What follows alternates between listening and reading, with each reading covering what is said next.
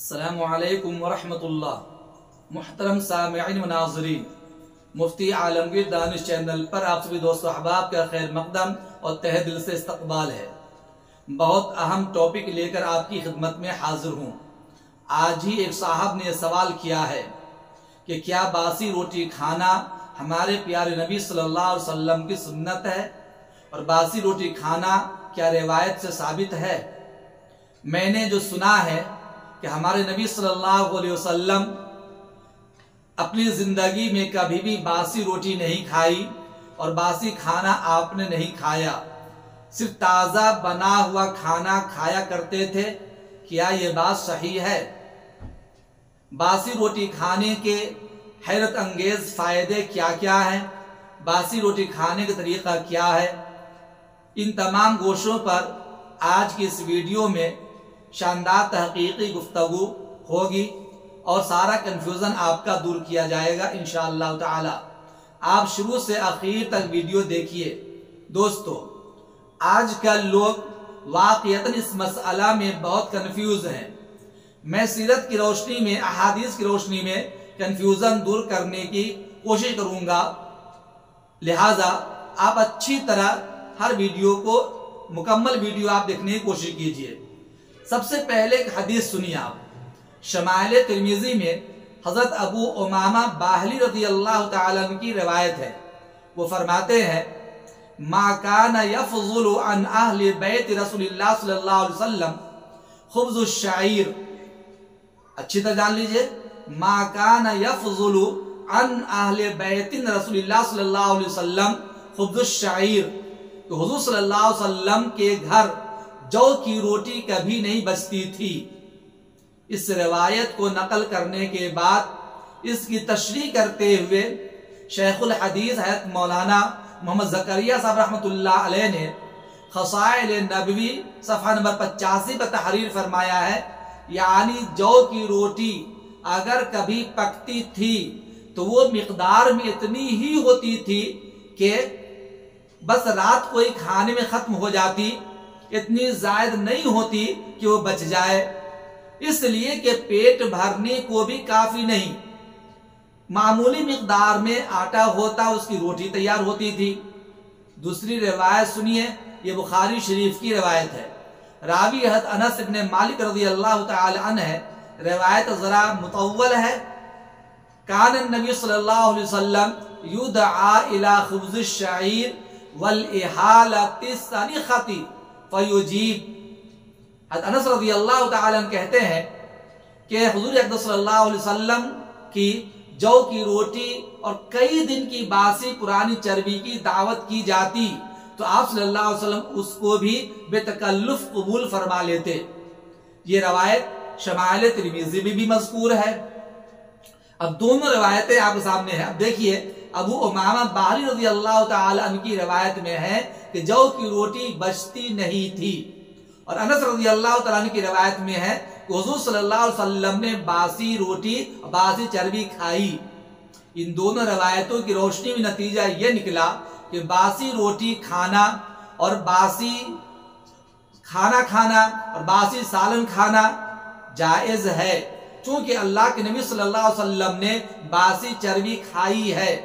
पता ये चला कि बासी खाना कुछ भी हो, रोटी हो, चावल हो, सालन हो, चर्बी हो, जो कुछ भी घर में रात का बचा हुआ बासी खाना होता है उसको खाना जायज है, इसमें कोई हरज नहीं है।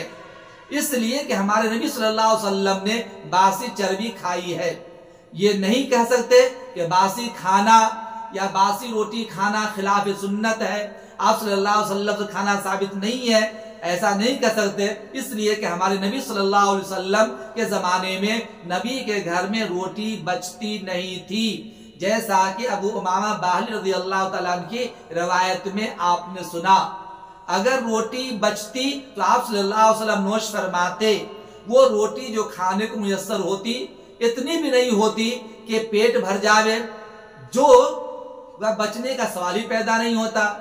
लिहाजा मेरे दोस्तों, बिला तहकीक के बासी रोटी खाने को नाजायज या खिलाफ सुन्नत कह देना और इसको खिलाफ सुन्नत समझना قطعاً درست نہیں ہے۔